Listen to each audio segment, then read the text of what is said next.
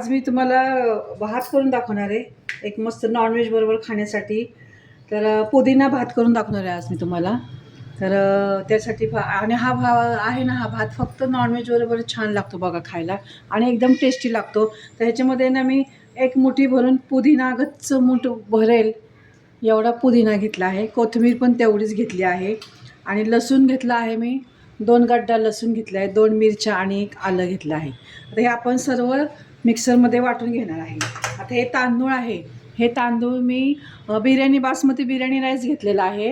हा 300 ग्रॅम आहे, पाव किलो ते 250 ते 300 ग्रॅम आहे. हा स्वच्छ धुवून ठेवलेला आहे मी. हा तुम्ही इंद्रायणी वापरत असेल तर इंद्रायणी पण घेऊ शकता, किंवा तुम्ही कोलम, जीरा कोलम वगैरे वापरत असेल तर तोही घेऊ शकता.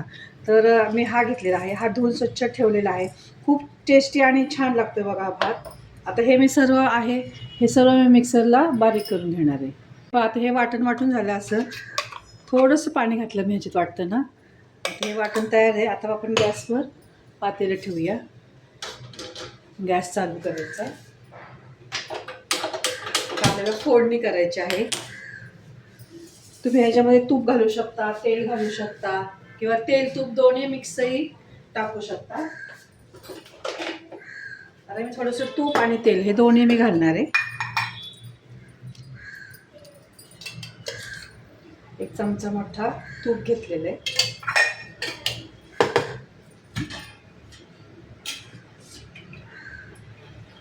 तेल घालणार आहोत. पडे मी तेल घातलेलं आहे. तेल गरम होऊन द्यायचं आपल्याला.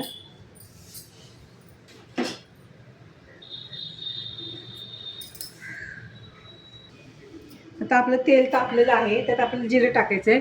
तर मी हा खडा मसाला घेतलेला आहे. 5-6 लवंग, मिऱ्या 5-6, दालचिनी, 2 हिरवी विलायच्या, ह्याच्या 1 चमचा जिरं, गरम मसाला, 1 कांदा चिरलेला उभा तो घालायचा आहे. पातळ उभा चिरायचा कांदा, एकदम पातळ.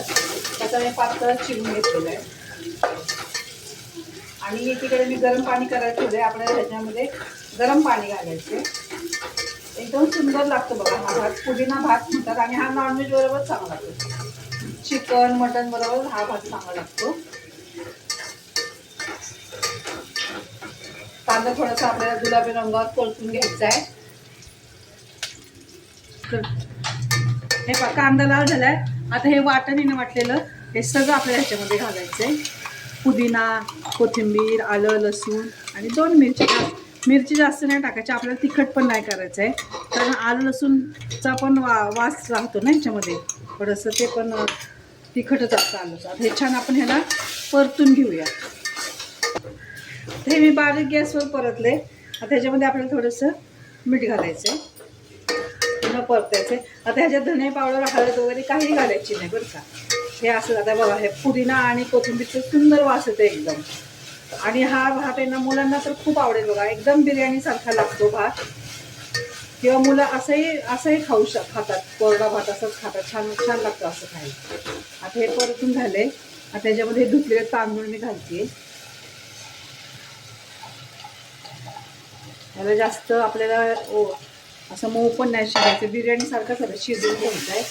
आता ह्याला अलगद फिरवायचं आपल्याला, कारण काय, आपण तांदूळ अगोदर धुवून ठेवलेले आहेत ना, मग ते तुटायला नको. भिजलेले आहेत तांदूळ थोडेसे, अर्धा तास मी धुवून ठेवलेले आधी, त्यात पाणी नाही ठेवलेलं आहे.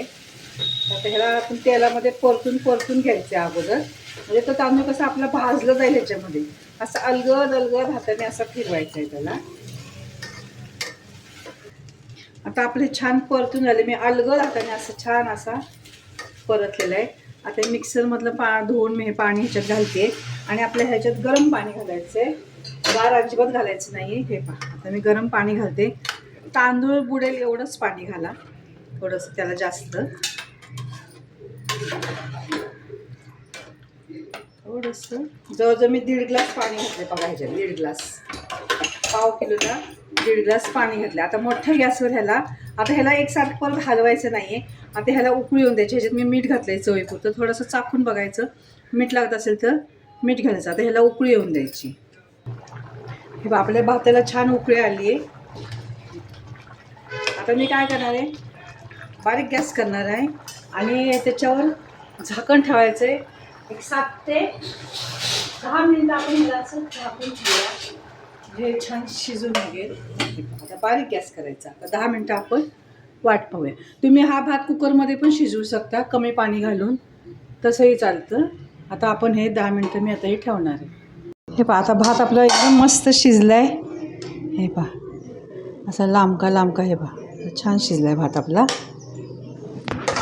10 मिनिट लागले मला ह्याला शिजायला.